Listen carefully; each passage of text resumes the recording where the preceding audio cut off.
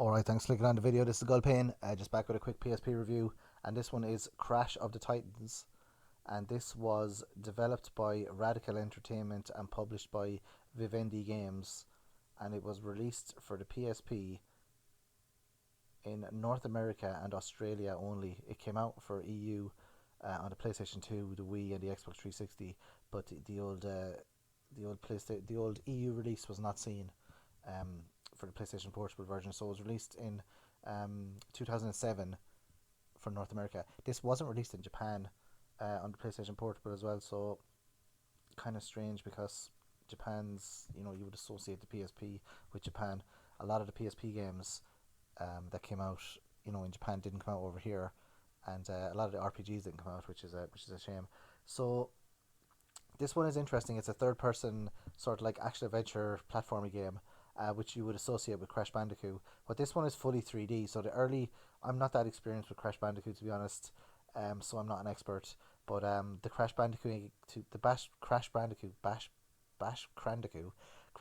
game that I played was the one for the PlayStation 1, and it was the collection, Crash Bandicoot Insane Trilogy, I think, or what was it called? The one that was released for the PS4. That's the one I played. So it was like, it wasn't really a 3D game. It was sort of like, well, maybe it was like, you go into the background and you go into the foreground and you go from side to side, so maybe it was a 3D game, but it wasn't like an open 3D game like this one. This one is like Super Mario 64, that sort of style. So this one has a story. I'm not sure what's going on. Crash is talking to different people, and there's different like Bandicoot,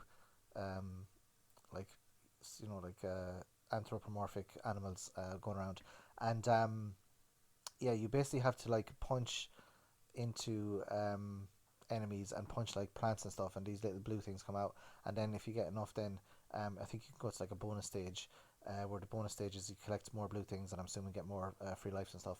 So I played it for a while. I didn't really get into it that much, to be honest.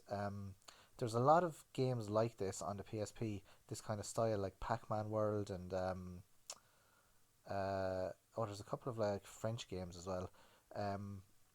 But yeah, it is pretty good. It's very colourful. The graphics are really nice. The draw distance is fantastic. I'm always amazed at the how far the PSP can draw, and then you kind of go into the background and or go into the rest of the game.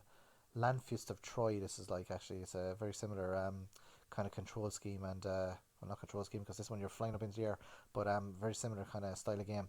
So basically, it's a Crash Bandicoot game, and you can ride on different animals, or not animals, I don't know what they're called. You can get on things and attack enemies, get on the boss characters, kind of like Golden Axe Beast Rider a little bit, and you're trying to fight Doctor Cortex, I assume, or Doctor Vortex, or whatever the name of the guy is. Not really a Crash Bandicoot expert here. The only Crash Bandicoot games that I can compare this to is the Insane Trilogy, and I like the Insane Trilogy better. This one, it's alright. Like, if you're a fan of Crash Bandicoot, I imagine you would really like this game. It didn't really resonate with me that much. I don't know, the platform games I prefer, like Mario ones. So other kind of ones like Sonic and Crash Bandicoot are not really, I don't really like them as much as Mario, to be perfectly honest, but it's still pretty good anyway. So the Crash Bandicoot, Crash of the Titans. Let me know if you have played Crash Bandicoot, Crash of the Titans in the comment section below, and I will see you in the next video. Thanks for listening, thanks for watching, adios. Help! Crash! Help! No! I'm off to do bad things! Ta-ta!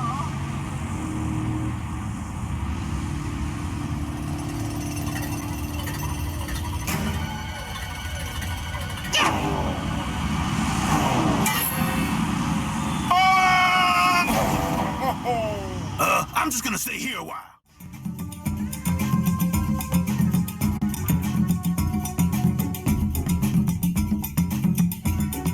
Sally Ford!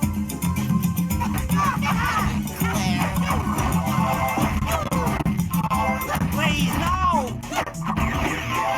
Stars! See